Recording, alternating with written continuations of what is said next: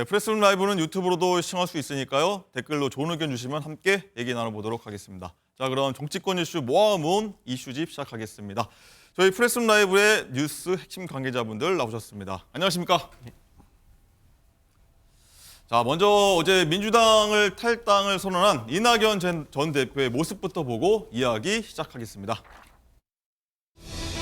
오늘 저는 24년 동안 몸담았던 민주당을 벗어나 새로운 위치에서 새로운 방식으로 대한민국에 봉사하는 새로운 길에 나서기로 했습니다. 민주당은 저를 포함한 오랜 당원들에게 이미 낯선 집이 됐습니다. 민주당이 자랑했던 김대중과 노무현의 정신과 가치와 품격은 사라지고 폭력적이고 저급한 언동이 횡행하는 1인 정당, 방탄 정당으로 변질했습니다.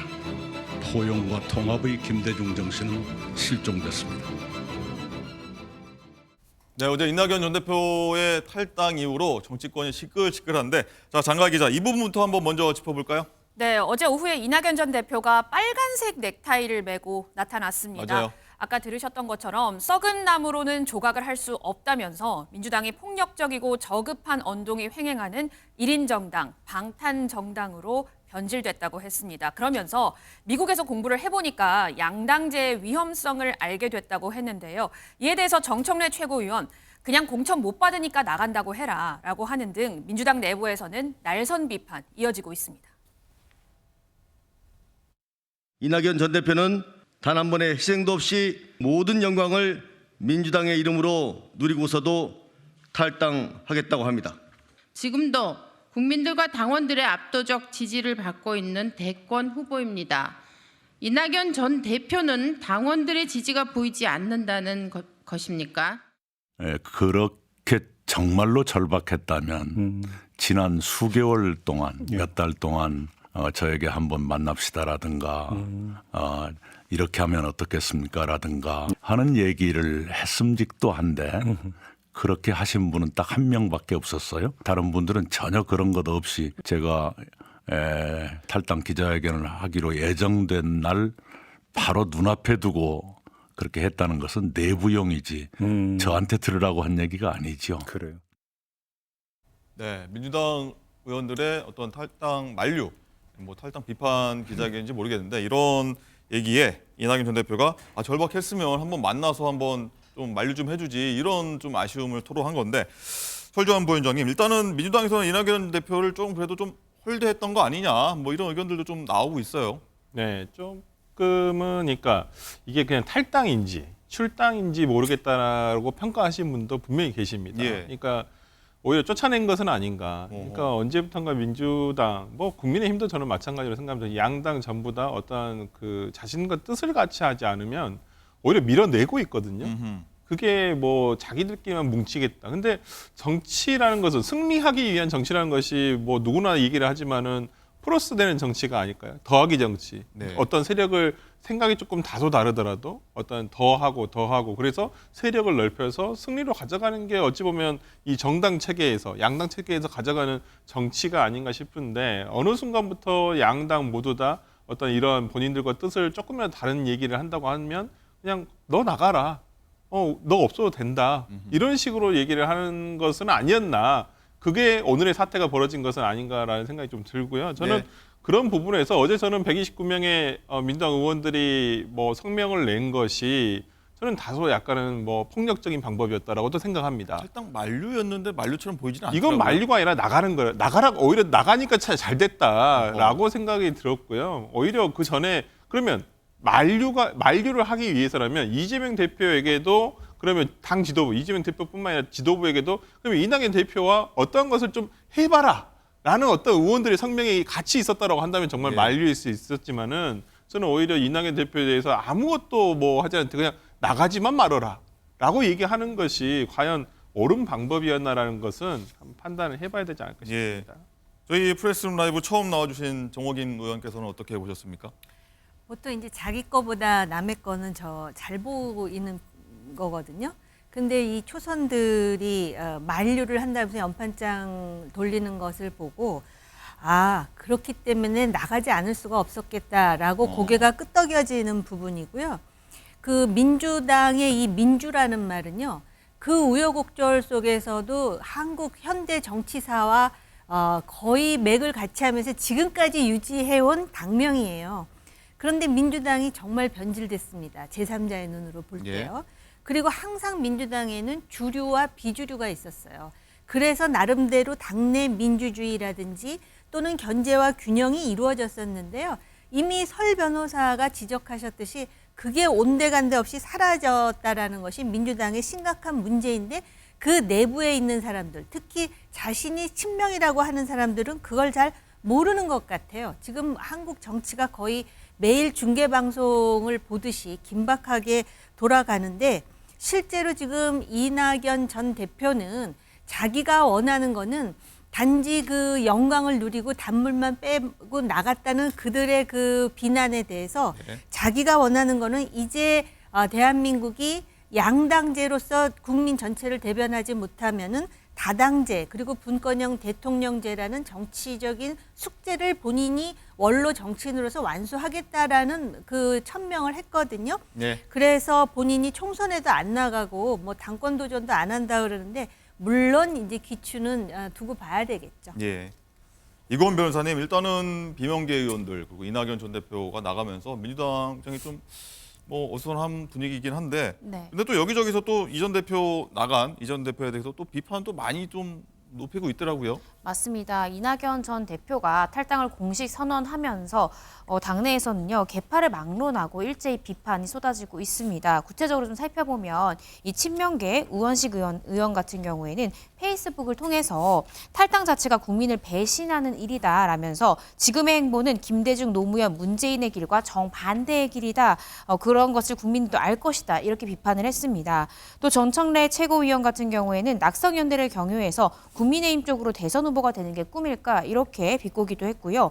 안민석 의원 같은 경우에는 페이스북에 이 전 대표의 탈당 선언문은 노욕을 포장하는 말의 성찬이다. 대권 포기 선언부터 하시라라고 쓰기도 했습니다. 네. 특히 김대중 전 대통령의 아들이죠. 이 김홍걸 의원 같은 경우에는 정작 김대중 정신을 저버린 분은 이낙연 대표님 본인이다라고 날을 세우기도 했습니다. 네. 나간 이 대표한테 공세를 굉장히 높이는 분위기인데, 정호김 의원님, 일단은 보면은 어제 아까 장가희 기자가 잠깐 설명하기도 했지만 넥타이가 이낙연 대표 넥타이가 빨간색이었어요. 그래서 사실 이낙연 대표 하면은 넥타이 정치, 넥타이의 메시지 이런 걸 굉장히 많이 내온 사람이지 않습니까? 어떻게 해석해야 됩니까? 글쎄요, 이낙연 전 대표가 빨간 넥타이를 맸다고 하니까 저는 그 월드컵 때 김대중 대통령이 일본 가시면서 빨간 넥타이 맸던 게 갑자기 생각이 났거든요. 근데 왜 우리나라 사람들은 물론 이제 이 색깔이 굉장히 민감해요. 얼마 전까지만 해도 민주당이 빨강이었고 당시 보수 정당이 파랑인데 지금 그 뒤바뀌었거든요. 그런데 아마 빨간 넥타이를 굳이 맨 것은 적어도 파란 넥타이는 더 이상 아니다라는 함일까? 혼자 그렇게 생각이 들었습니다. 혹시 다른 뭐 넥타이 색깔도 있었을 텐데 굳이 뭐 빨간색을 했다는 거는 뭐 아까 뭐 김대중 대통령 일본 갈 때 맸다는 그 어떤 분 대표 색깔이랄까요? 한국의 색깔 이런 걸 받아들여야 되나요? 아니요, 꼭 그렇다기보다도 파란 색깔은 아니다. 그리고 민주당의 그 민주에 걸맞는 그런 어떤 그 정치를 복원하겠다. 지금 본인은 아무 생각 없이 맺는데 제가 너무 해석을 깊이 하는 거일 수도 있습니다. 네. 예. 알겠습니다.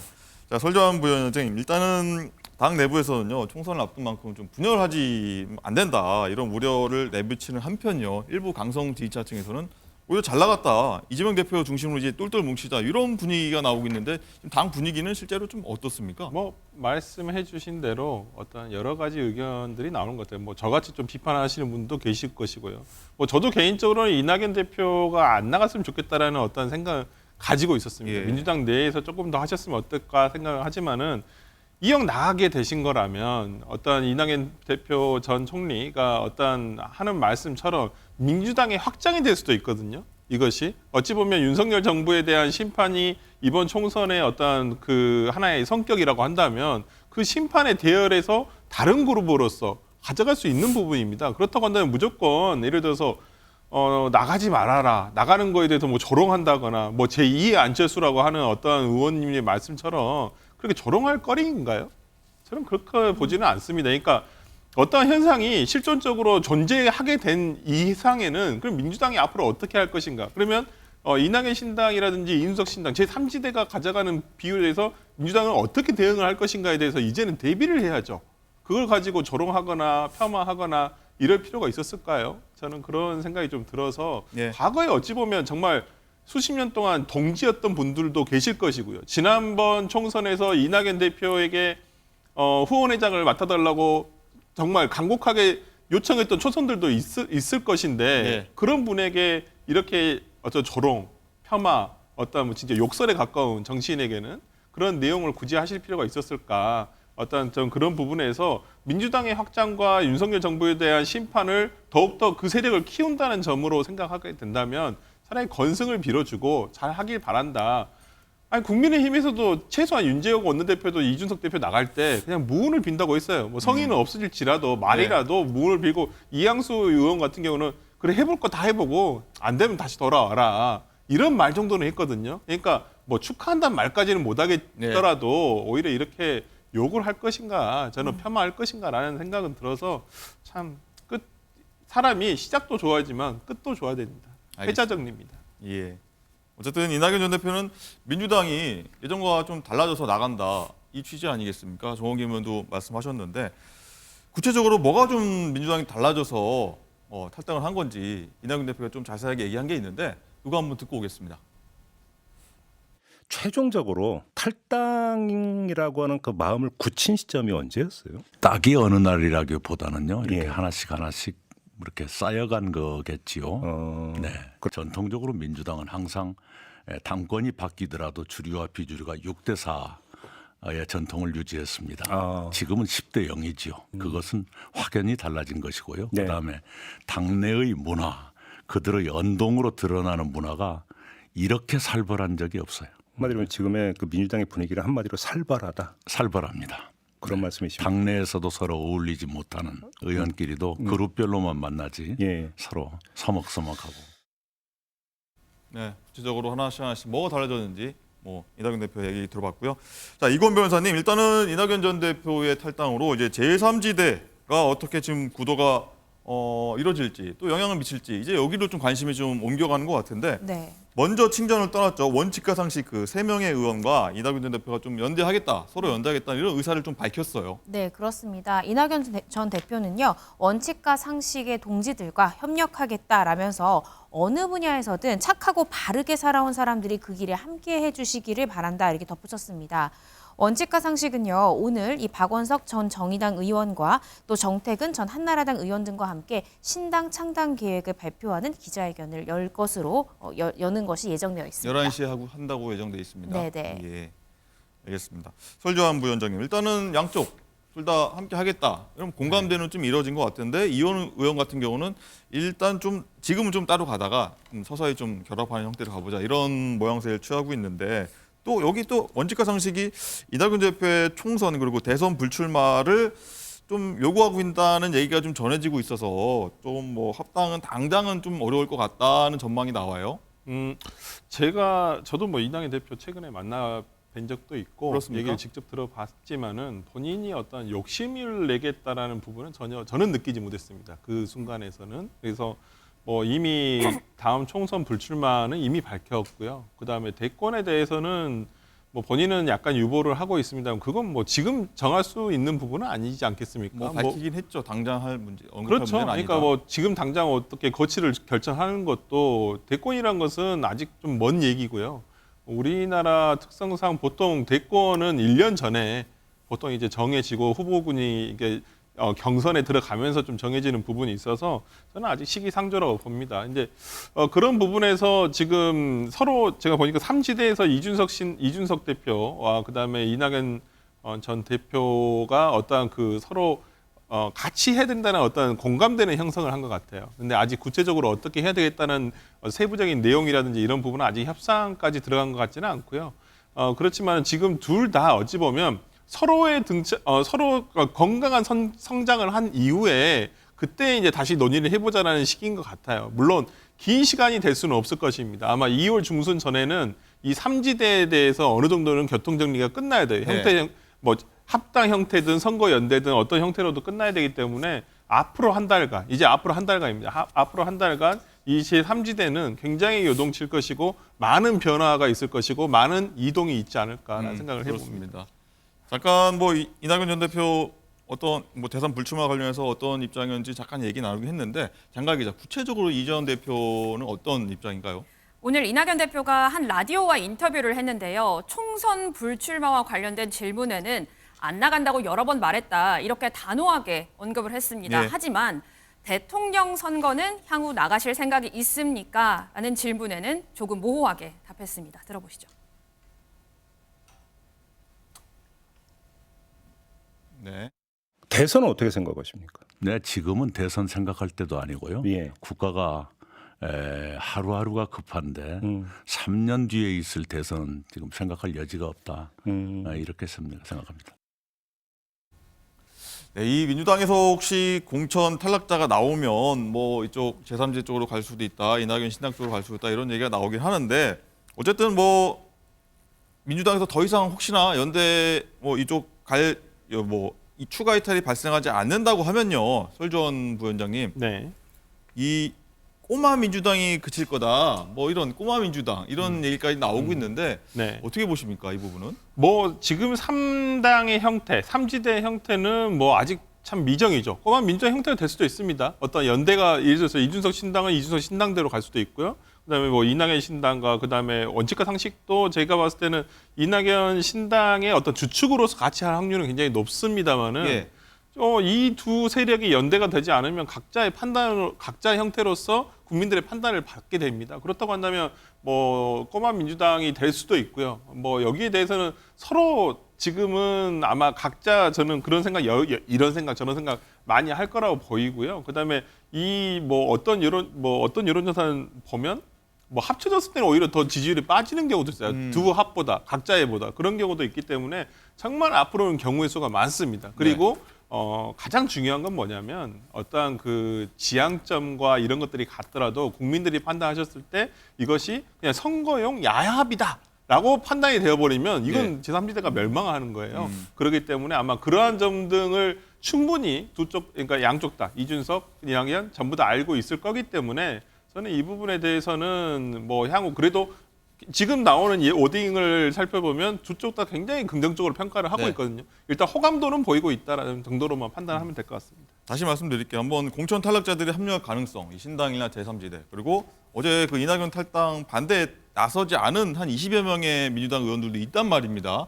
혹시 이 부분도 이게 교집합이 된다면 그걸로 합류를 할까요? 어떨까요? 그러면 오늘 과거 국민의힘의 전 의원이었던 김용남 의원이 개혁신당으로 갔습니다. 네. 근데 그 이유가 뭘까요? 지금 김용남 의원은 수원 8달구, 그러니까 수원병이죠. 수원병 지역구에서 굉장히 오랫동안 준비를 해왔었어요. 예. 저도 수원 살고 있어서 거기 플래카드 붙은 거 많이 오래전부터 봐왔는데 그렇군요. 근데 이분이 갑자기 오늘 개혁신당으로 가게 된 이유가 뭘까요? 저는 이제부터 국민의힘도 어떤 공천의 잡음이 시작됐다고 보여요. 파열음이 시작됐다고 보이고, 그러니까 이렇게 꽂아넣기식. 지금 거기에 이제 소위 뭐 전 산업부 장관이었던 박문규 전 장관이 온다는 소문이 있잖아요. 뭐 아직 공식화된 것은 아닙니다만은 뭐 그런데 이거 경선도 안 될 것 같다. 이렇게 돼버리면 전 의원이 그곳에서 항상 오랫동안 준비를 하고 있었던 김용남 의원 같은 경우가 바로 개혁신당으로 옮긴단 말이에요. 그러면 지금의 국민의힘 계열에 있어서 영남 지역을 기반으로 두고 있는 여러 지역구의 현역 의원들도 만약 김용남 의원과 같은 일이 벌어진다고 한다면 우리가 생각하는 것 이상으로 1월 말, 2월 초 어찌 보면 설 전에 개혁신당이라든지 제3지대로 이동할 확률이 굉장히 높다고 봅니다. 네. 지금 뭐 사실 말 나온 김에 김용남 의원 얘기 나오는데 그래서 천하용인의 용 김용태 위원이 합류 안 해서 그게 빠졌었는데 김용남 의원이 합류하면서 또 천하용인이 좀 다르긴 하지만 천하용인이 완성이 됐는데 이 정호김 의원은 어떻게 보십니까, 이 상황은? 같은 말을 해요, 김용남 의원이. 결국은 이제 민주당도 그렇지만 국민의힘도 공천 과정이 얼만큼 합리적이냐 아니면 자기적이냐에 따라서 파열음이 굉장히 클 것 같고요. 제가 볼 때는 2월 말까지 갈 가능성도 있어요. 그러다 보면은 이제 이것을 바라보는 여론이 또 어떤 식으로 구축이 되느냐에 따라서 성공할 수도 있고 또 아닐 수도 있는데 일단 그 이낙연 전 대표와 이준석 위원장이 만약에 새로운 연대를 구성한다면 이게 지금 이제 가정법적으로 우리의 궁금함이지 않습니까? 네. 근데 이게 지금 한국 역사에서도 전무후무한 일이에요.